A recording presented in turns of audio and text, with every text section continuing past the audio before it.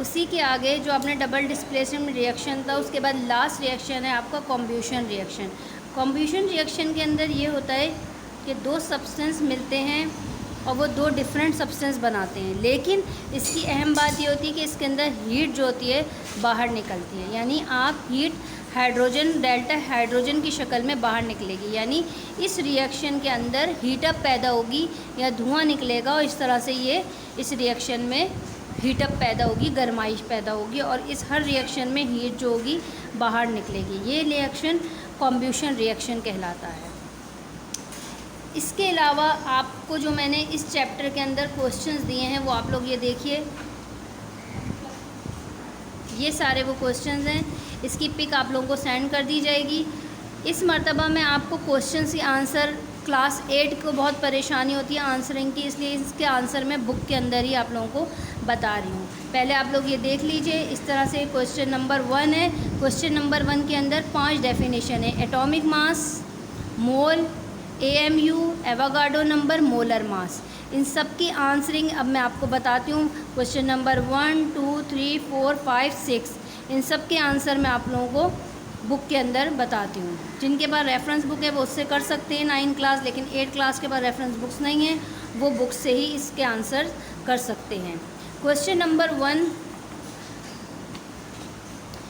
Number 1 का answer है, इसमें 5 डेफिनेशंस हैं। पहली डेफिनेशन है atomic mass.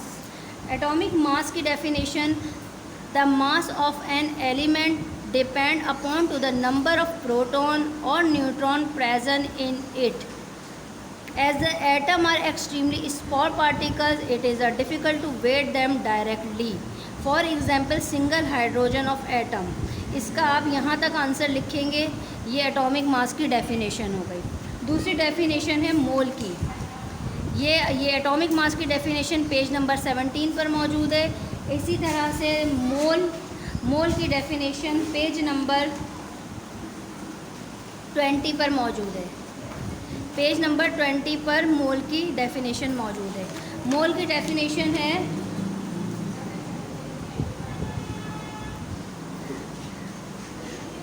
It is called mole and it's observed as mole. 1 mole can be defined as the molecular mass, atomic mass, formula mass of a substance express in grams.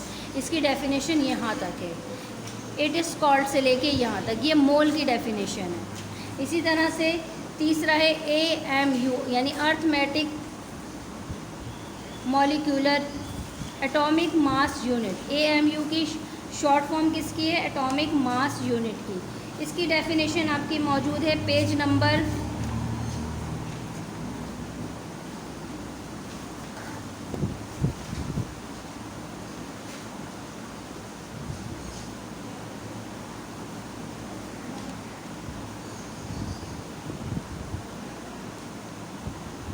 'Avogadro number. Third AMU की मैं आपको dictate करती हूँ, आप लोग लिख लीजिएगा। इसके अलावा एवोगाड्रो नंबर की डेफिनेशन मौजूद है पेज नंबर 21 पे।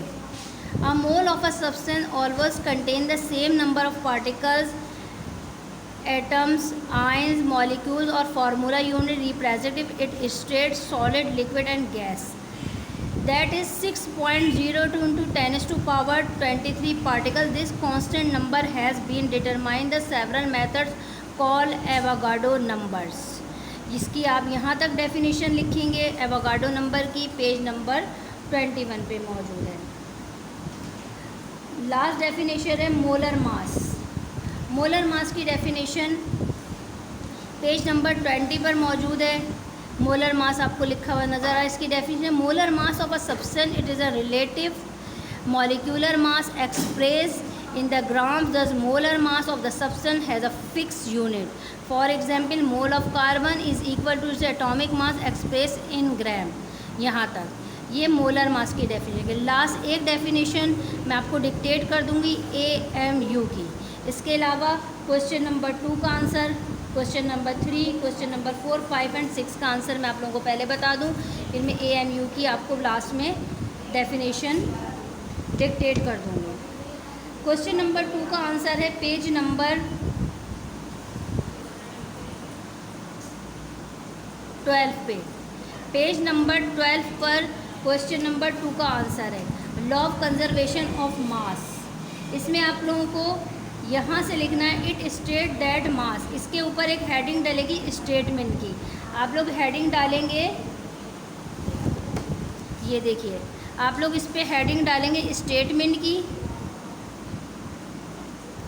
पहले आप ये हेडिंग डालेंगे सेंटर में, उसके बाद साइड में हेडिंग डालेंगे स्टेटमेंट, और स्टेटमेंट के बाद आप लोग यहाँ से लिखेंगे it state that the mass in the neither created not destroyed during the chemical reaction in word the any change reaction initial weight of reacting substance is equal to the final weight of the products. यहाँ तक ये पूरा statement जाएगा। उसके बाद आप heading डालेंगे इसी क्वेश्चन के अंदर एग्जाम्पल की। एग्जाम्पल में आप डालेंगे लैंडल एक्सपेरिमेंट। लैंडल एक्सपेरिमेंट में आप सिर्फ ये इक्वेशंस लिखेंगे, ये वाली इक्वेशन लिखेंगे, और यहाँ से यहाँ तक आप पूरी डायग्राम के साथ ये बनाएंगे।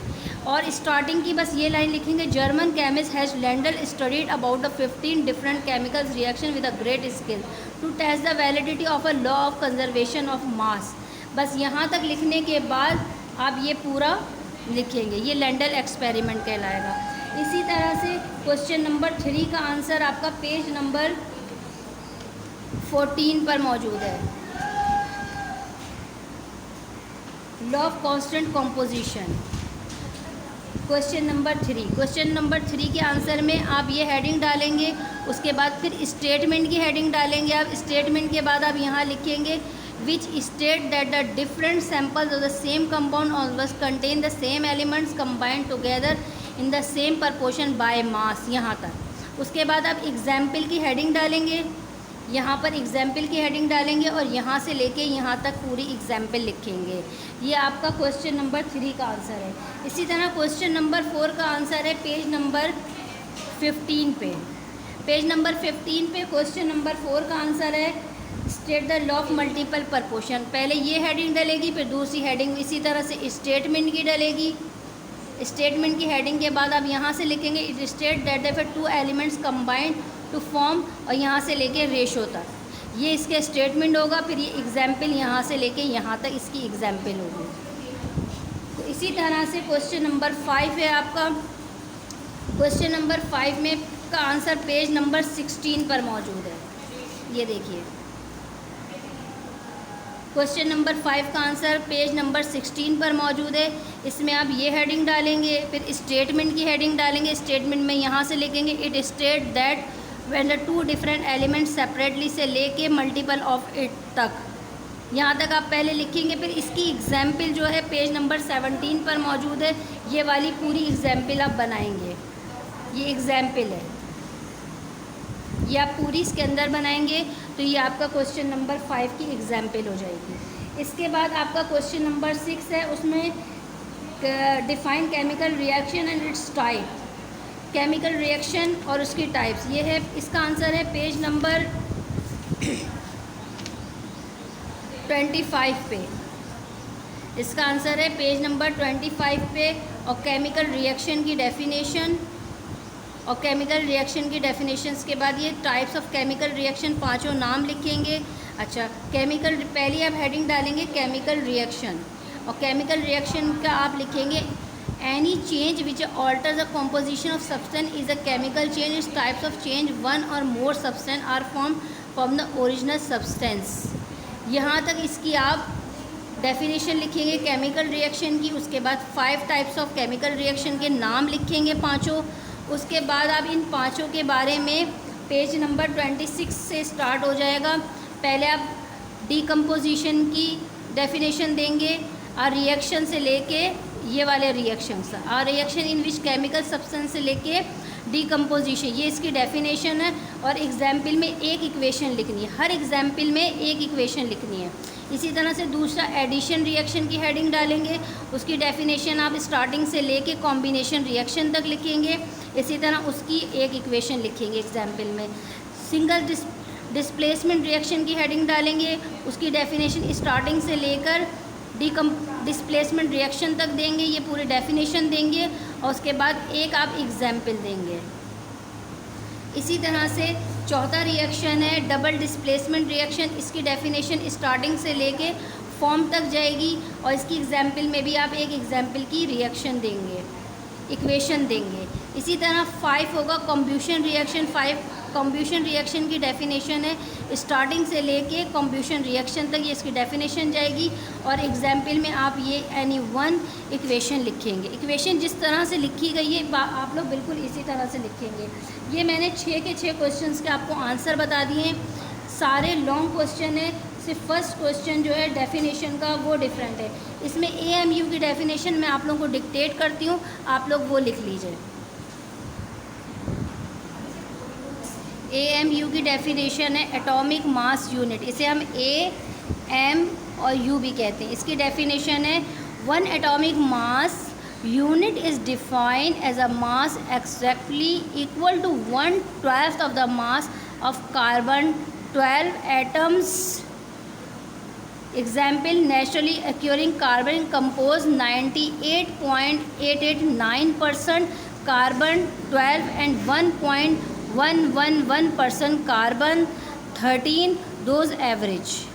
ये आप पूरी एटॉमिक मास यूनिट AMU की डेफिनेशन विद एग्जाम्पल आप लोग लिखेंगे। जो एक डेफिनेशन आपको मैंने कहा था मैं लास्ट में बताऊंगी।